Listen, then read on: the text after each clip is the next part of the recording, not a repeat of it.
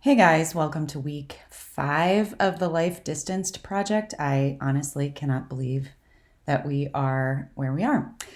Today, we are doing a week-long study of composition, and this is going to be part 1 of a 2-part series that may or may not come sequentially. So, today we're going to be talking about 5 sort of basic rules as far as I'm concerned when it comes to composition and composing a photo. And these 5 are the rule of thirds, which probably everybody kind of knows, but we're going to review it: frame within a frame, leading lines, head in a clean spot, and fill the frame. So we'll start with rule of thirds. The basic concept behind the rule of thirds is that many new or amateur photographers sort of default to putting their primary subject right in the center of their frame.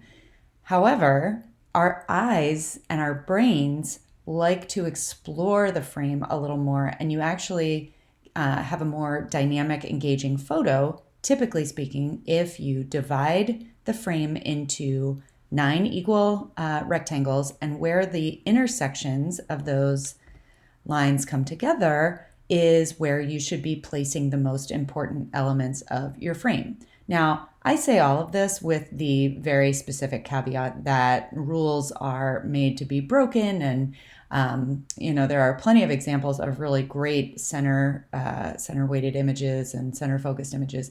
However, it's good to learn these rules so that when you break them, you do so intentionally and in a way that's just as eye catching as following the rules, or maybe even more so. So, just to give you some examples of using the rule of thirds. Now, when you are photographing when you're photographing architecture, you can get super, super specific about the rule of thirds. When you're photographing people and there are, movements and all that sort of thing, you don't need to necessarily look at this as a hard and fast line. But if you see, like my 2 subjects here, the dad and the daughter, their heads are more or less placed in the upper left and the lower right corner. So there's that flow. And they're not precisely on the corners, but they're close. And you can use these with the corners, or those intersections rather, and you can also use them generally as trying to put your subject on the lines, either the vertical or the horizontal lines. So again, not perfect. It's not as though her knee is my primary focus, but the baby is sort of across that bottom third, and then her legs come up in the top third, and you have that nice negative space in the upper left sort of half of the photo. Here I've put this family in the lower left, and that allows your eye to sort of relax and enjoy the background here in the upper right area of the photo. And then another vertical example. So I've sort of balanced this baby and the tree, and I used that strong, perfectly vertical branch to kind of ground the photo. Okay, rule number 2, frame within a frame. This was a photo, a selfie that my kids and I took for one of my earlier, the reflection prompt that we did when we were doing daily prompts. But this is a perfect example of frame within a frame. I used these mirrored sunglasses to frame myself and my other son, while my older son provided the frame. Reflections and windows are a good way to find a frame. So basically, frame within a frame is that you are looking, the frame that it's within is your photo, and then you're looking for something that sort of outlines your main subject within the frame. So this little girl is not necessarily framed, but her reflection is framed in that pane. I generally don't necessarily shoot a lot of architectural stuff, and so I look for a lot of natural framing, and so tree branches here have framed my subject nicely.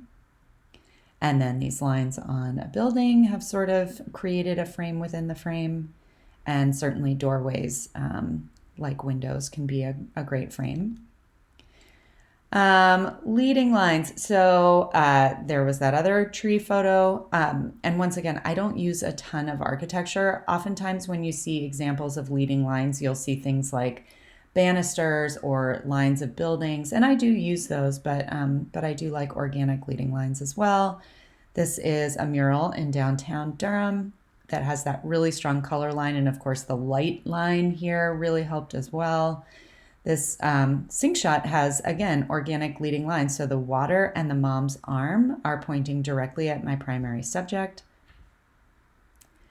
And then head in a clean spot. So I got this phrase from Zach Arias, who is a professional music photographer in Atlanta, Georgia, and he does a lot of teaching.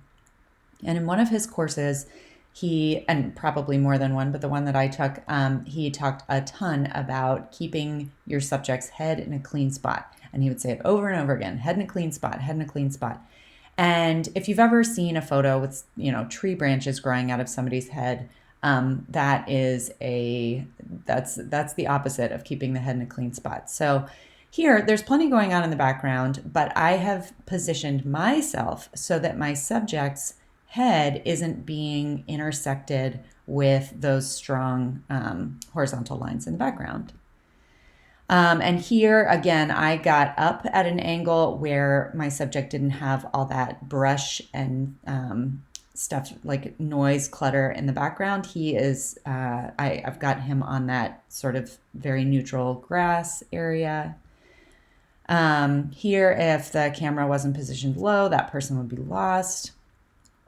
And then this is an example, and I just wanted to raise this because head in a clean spot is a lot easier to manage when you are using a camera that you have control over versus a phone. So obviously with portrait mode, you do have the ability to blur the background a little bit. But even then, I do feel like with phones, you're dealing a little bit more with background noise because you can intentionally choose to blur that out when you're using a camera that you have full control over. So portrait mode or using a mirrorless or a DSLR, you're able to achieve something like this, even though there are lots of trees in the background. And if all of that were in full focus, I would consider it a pretty noisy looking and cluttered looking portrait. Here, I'm still using my DSLR. However, I wanted those branches in the photo because they're such cool branches. So what I did was I positioned myself lower such that I had the baby's head and the dad's head in a pretty clean spot, given all the noise that's going on. So even if you're using a camera that doesn't allow you to do a lot of blurring, you can be intentional about putting the head in a clean spot. And then finally, if all else fails, we talked last week about perspective, and getting close to your subject is one kind of perspective that you can do even if there's nothing noisy going on in the background. But if you're having a hard time framing your subject in such a way that you're happy with your composition, one thing to consider is just getting really close. So filling your frame with your subject obviously draws the eye directly to your subject. And the overall point of all of the rules of composition is to get people to see what you want them to see in your photo. So being intentional about the way that you frame your photo and the way that you compose your photo will help you do that. So again, this week's assignment, and you don't necessarily have to do all of these.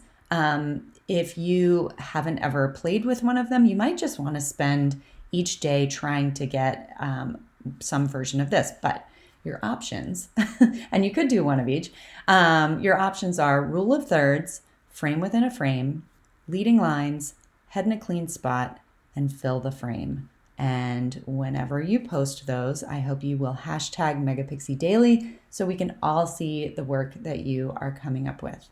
I hope you guys are staying safe, and I will be back here next week.